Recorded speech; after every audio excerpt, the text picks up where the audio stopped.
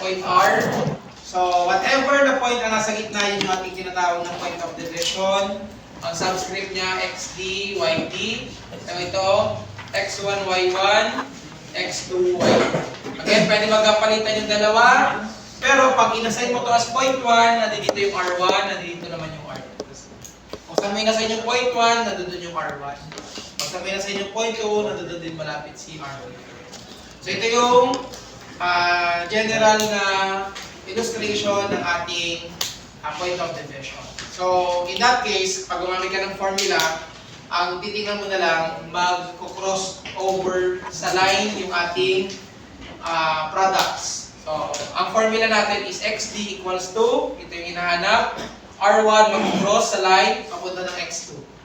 R1 times X2, yung R2 papunta ng X1, R2 times X1, all over R1 plus R2. That's it.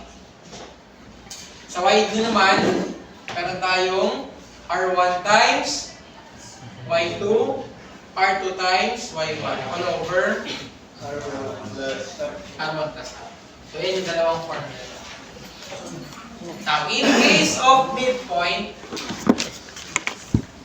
ang nangyari lang sa midpoint, equal yung R1 and R2 natin. Meaning, 1:1 sila.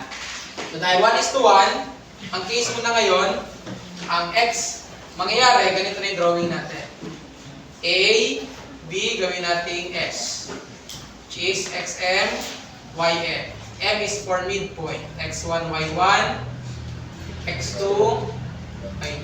Now, dahil midpoint yan, ang distance nila parehas. So, ang ratio mo, 1:1. So, pag gumamit ka ng point of division, ang XM natin ay 1 times X2, 1 times X1, all over 1 plus 1. Ayan ay formula natin. X1 plus X2 over 2. Pwede magbaliktad. Ano po? X1 plus X2 over ano yung YM? Ganun din. 1 times Y2 or 1 times Y1. Y1 plus Y2 over ayan yung formula natin na ginagamit sa midpoint. Set tayo ng example to apply this. So, ng example, midpoint. Ayan. Find the midpoint of the pair points 12, 9, and 3, 5. Hanapin yung midpoint. So, graph natin, somewhere 3, 6, 9, 12. 3, 6, 9. Meron mga 12, 9, 0.8. 3, 5. Somewhere here, 3, 5. 0.8. Ito yung ating line. Asan yung midpoint? Somewhere dito. Check natin. So, XM is equals to X1 plus X2. So, 12 plus divided by meron kang YM. Y1 plus Y2 over 2. Which is 7. So, ang ating point ay midpoint is located at 7 halves or 15 halves and 7. Yan yung location ng ating at. Okay? Try scan.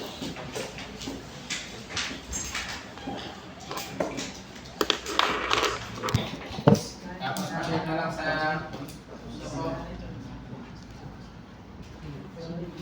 ang ginagamit natin sa forward work, meron din introduce na variable R. At yung R is just your R1 over R2. R1 over R2. At ito. Tatandaan lang. R1 over R2. Si R. Yan yung in-introduce kay.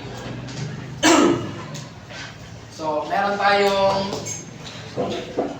problem, say, align segment joining P 1, 3, and Q, negative 2, negative 4, is extended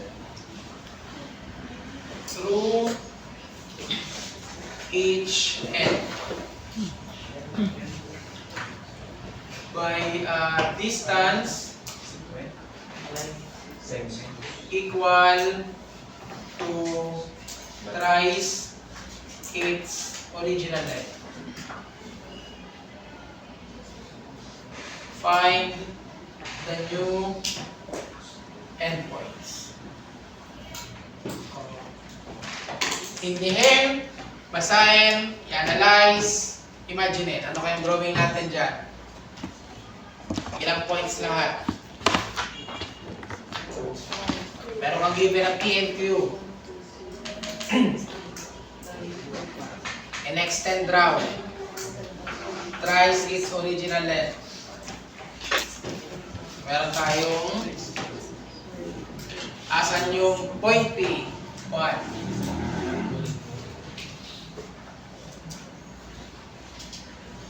Asan si Q?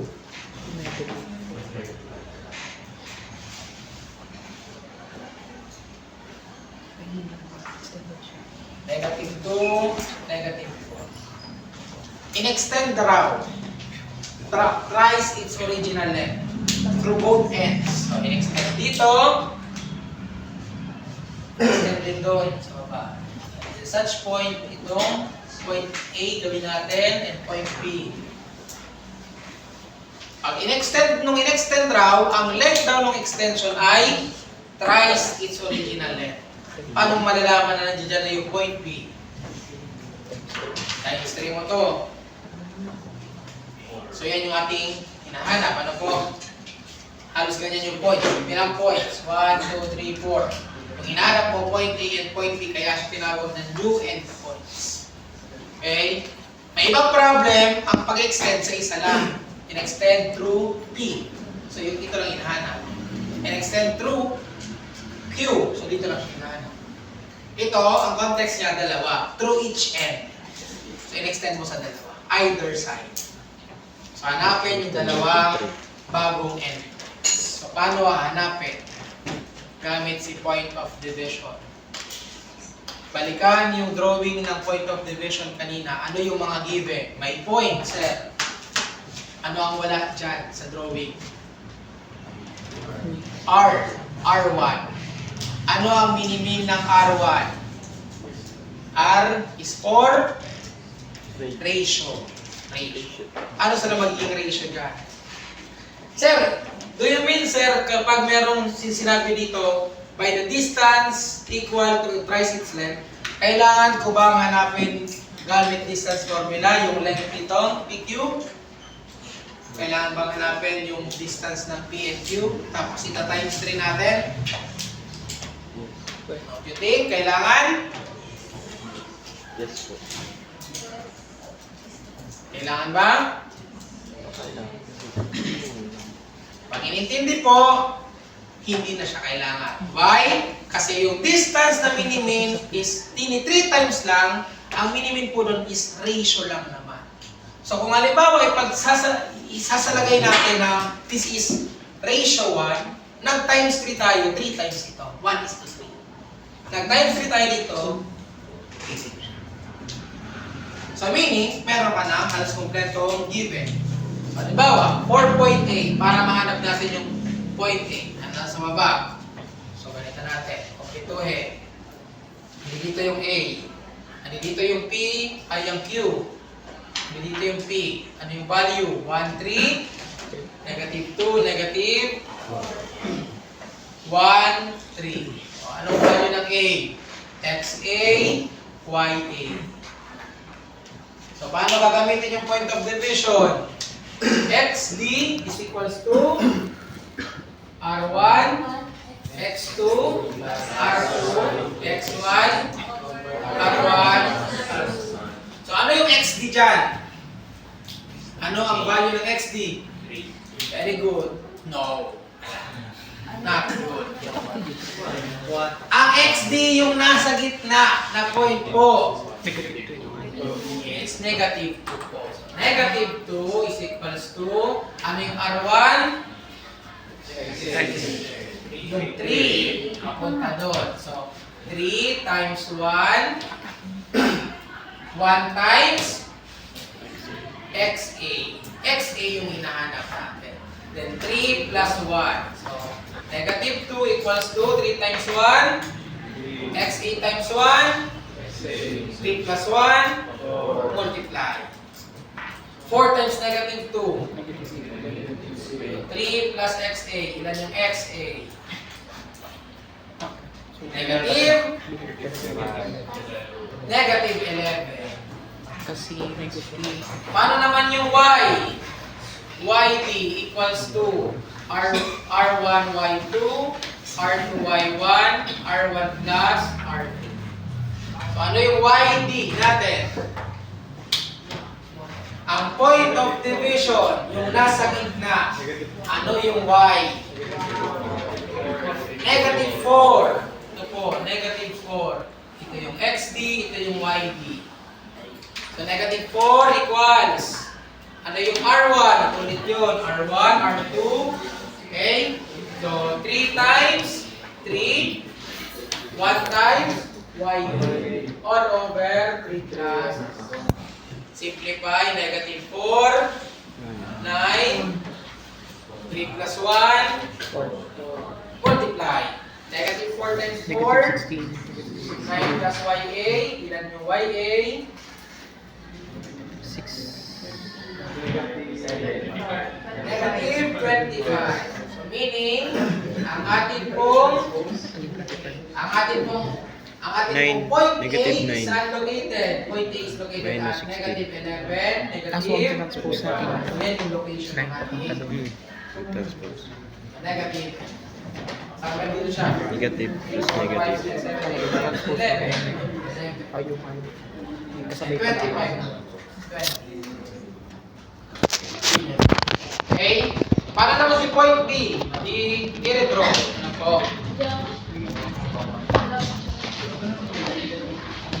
Or point B. I-redraw ulit.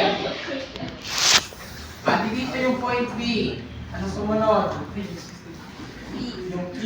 1, 3. B. 1, 3. Negative 2, negative 4. 1 tsaka 3. O, try mo natin tangent. Nung in-extend natin dito, papunta sa quadrant 3. Anong sign dapat pag quadrant 3? Negative. Tignan niyo yung sign. Negative. Negative. Ito, anong sign? Positive. Positive. Positive. O, dapat ang sign ng mga quadrant Positive, positive. Check natin. Okay. Nag-extend 3 times, so 1 is to 3. Ito yung ating X, B, Y, C. OIB. XBYB. So, point of division. XB is equals to R1, X2 plus R1 R1 plus plus R2. ano yung XD? 1. Very good. Yung nasa gitna palagi. Ano po? Hindi na to. Bago na naman siya. Na-diagram. Ano po? Yung nasa gitna. 1 is equals to 1 times XB plus 3 times negative 2. Very good. So, divided by 1 plus 3. So, 1 equals to 1 plus 3. XB, 3 times negative 2. Minus 6. Multiply. 4 times 1 4. equals XB minus 6. XB is equals to ilan? 10. Okay, next. Kasi Y. naging positive yung 6 kasi transpose na. R1, Y2, R2, Y1, R1 plus, ano yung YD? 3. Okay, 3. 3 is equals to 1 times YB, 3 times negative 4, 1 plus 3. Simplify, YB minus 12, 4. 4 times 4 times 3, YB is equals to YB minus 12, so YB sila 24. Meaning ang point B is located at 10, 20 location natin point. Parehas positive, so quadrant 1. Tama. Expectations natin na ito. time na point of division. Ano? So, pwede siya maging external, pwede maging internal. So,